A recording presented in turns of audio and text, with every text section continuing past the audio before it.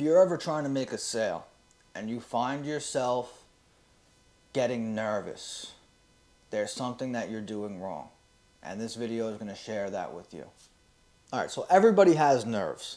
That's normal. Everybody's always going to have some type of nerves. What I mean when I'm saying this is that if you're nervous because you feel like you're about to lose the deal, if you're nervous because you don't want the outcome of this call, or if it's a face-to-face interaction, whatever the interaction is, if you're getting the feeling of being nervous or anxious because you're afraid that you're going to lose the deal, you're doing something wrong.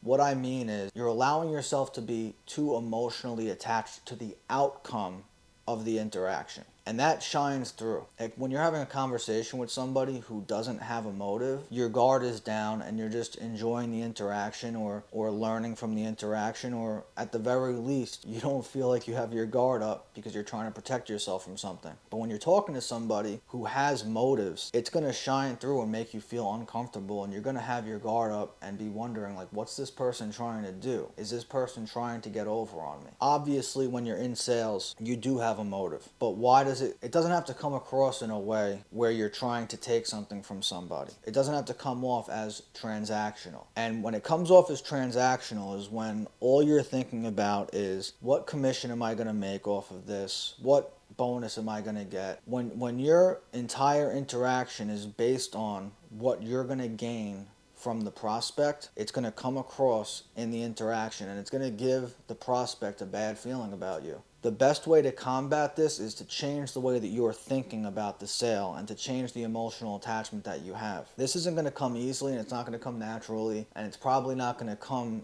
to you within your first few months or probably even your first year of doing sales. This is something that comes from a lot of experience and having a lot of people that have said no to you, having closed a lot of deals.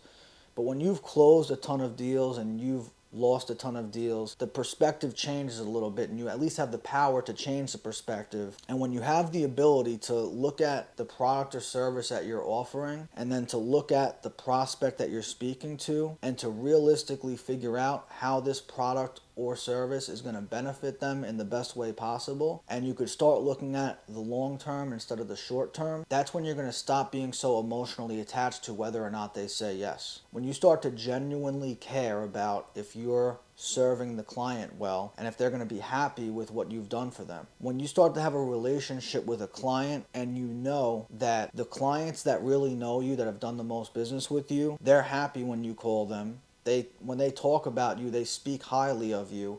When you start to have this reputation because you have served your clients well, that's when getting on the phone with somebody, it's not going to have that feeling in the pit of your stomach the entire time that you're on the phone with them, wondering, like, are they going to say yes? Am I going to make this commission? Am I going to close this deal? Because the freedom that comes with just having a conversation, knowing that, yeah, I'm trying to get this product or service sold to the prospect or to the existing client, even though that is my goal at the end of the day, it's not gonna change my day regardless if they say yes or if they say no. The freedom of the way that you could speak and the tone of your voice when you are speaking is going to change dramatically when you have that paradigm shift, and when it's real, not when you're trying to make it real, not when you're telling the client or the prospect that I'm just trying to serve you best, I'm trying to do what's best for you. When you finally really believe that, and you believe in your product or your service,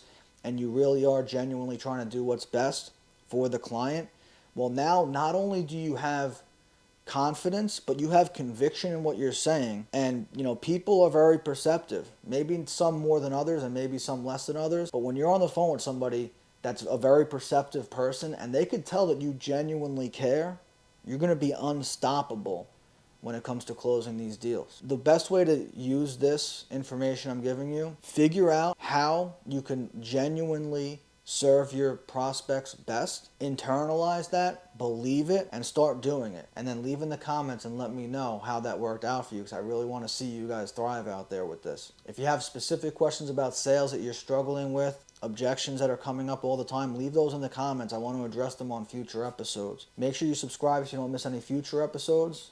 I'm going to be releasing one of these every Wednesday like I have been for the last 10 or 12 weeks now. and I'm not stopping with it. So thank you guys for watching. I'll see you next week.